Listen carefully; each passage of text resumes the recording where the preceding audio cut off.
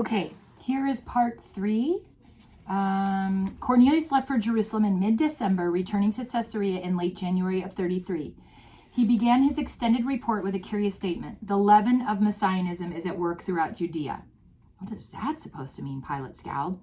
This is how my wife's relatives in Jerusalem explained the present mood, Cornelius said. The common people are longing for a patriotic and religious deliverer who will inaugurate some great era of independence and peace and plenty here in Palestine. The old hope for Messiah King. Well, has he showed up yet? Cornelius said, there seem to be several candidates. In Samaria, one of my favorites is a charlatan named Simon Magus, a practitioner of black magic, who astounds the Samaritans with his tricks and modestly calls himself the great power of God. But the Jews pay him little heed. Now the Galilean zealots have an aspirant called Jesus Barabbas, which means Savior, son of the priest. But there's a rabbi's son who went wrong. He lost his head and raised an insurrection near Jerusalem. He succeeded only in robbing and killing some defenseless Jews. Our Antonio cohort crushed that uprising in short order, and now Barabbas and his gang are in prison awaiting your judgment. Did he have any support from the people? Pilate asked. No, the Jews knew he was the falsest of false messiahs. He only wanted to turn a fast shekel by capitalizing on the popular mood. By the way, whatever became of that other Jesus who supposedly fed the crowd in Galilee but refused a crown? He's a logical candidate for Messiah, Cornelius said. What? Don't misunderstand. Jesus doesn't seem to be after political power. You see, there are two schools of thought on the Messiah concept. My relatives told me.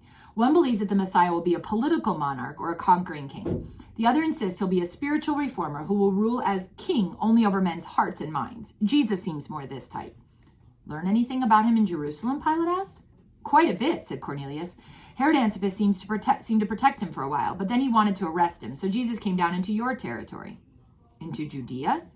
Yes, prefect, and it's not the first time. He's been to several Passovers in Jerusalem, and last week I finally caught a glimpse of him myself on the terrace of the temple at the Feast of Dedication. What sort of man is he? Pilate asked. Flowing hair and beard, kindly face, clean clothes, but otherwise indistinguishable from anyone else in the city, except for one fact. What's that? A crowd is always around him. Usually it's friendly, but sometimes not. When I saw him, some of his enemies were asking, how long will you keep us in suspense? If you are the Christ, tell us plainly. Jesus replied, I told you, but you do not believe. The works which I do in my Father's name, they bear me witness. I think that was it. So the man does give himself out to be the Messiah. Pilate's brow wrinkled with concern. What did his interrogators say to that? They picked up rocks and were going to stone him for blasphemy, but he escaped. What blasphemy? Well, his statement, works I do in my Father's name, he made claim to a special kinship with the Jewish God. The theological implications of such a claim were far beyond Pilate. He merely thought it interesting that the Jews apparently knew how to keep their visionary messiahs in check. Then this Jesus doesn't really have much of a following? I didn't say that.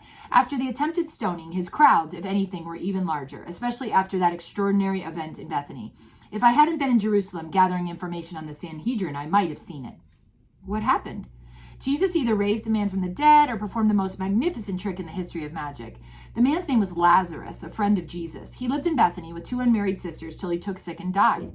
Jesus got there 4 days later and ordered the stone rolled away from the entrance to the tomb. One of the sisters protested that the smell of the decay would be too strong, but Jesus shouted, Lazarus, come forth. At the door of the sepulchre, a mummy-looking figure appeared and then staggered out, tripping over the grave cloths which were binding his hands and feet. They unwrapped him. It was Lazarus, live and healthy. Nonsense. The news was all over Jerusalem that night. Bethany is only 2 miles away. I went there the next day and found the tomb open, but there was such a mass of people milling around the home of Lazarus that I didn't try to talk to him. Pilate fretted, tapping his open palm with the other fist. Fantastic. How do you suppose he brought it off? How do you mean? Cornelius asked. I mean, making it look as if he raised a man from the dead, you see. The story comes apart at the point that Lazarus was a friend of Jesus. Well, the 2 friends decided to stage something truly spectacular in order to convince the people once and for all. I don't know, Prefect. I just don't know. The doctors said the man was dead. Pilate smiled. What Cornelius could not have reported was a crucial meeting of the Sanhedrin, which convened on the day he returned to Caesarea. The Lazarus phenomenon had precipitated this extraordinary session, whose agenda had but one item: what action was to be taken regarding Jesus of Nazareth. If he was allowed to go on performing his signs, he would win over the entire population, they reasoned, and then the Romans will come, warned an aged scribe, and destroy our temple and our nation. A rising commotion followed this opinion. Then the high priest Caiaphas raised his hands for silence. Use your sanctified intellect, brethren, he said. Is it not more expedient that one man die for the people rather than the entire nation perishing? Our only problem is, how shall that man die? On or about February 22, AD 33, the Great Sanhedrin published the following notice for arrest and punishment. A court crier had to announce publicly or post such an official handbill in the major towns of Judea some 40 days prior to a trial. Yeshua Hanarasi, or Jesus the Nazarene, wanted for arrest. Here it is, kind of the sign. They kind of wrote it, like that. He shall be stoned because he has practiced sorcery and enticed Israel to apostasy. Anyone who can say anything in his favor, let him come forward and plead on his behalf. Anyone who knows where he is, let him declare it to the great Sanhedrin in Jerusalem. And that's the end of chapter 15.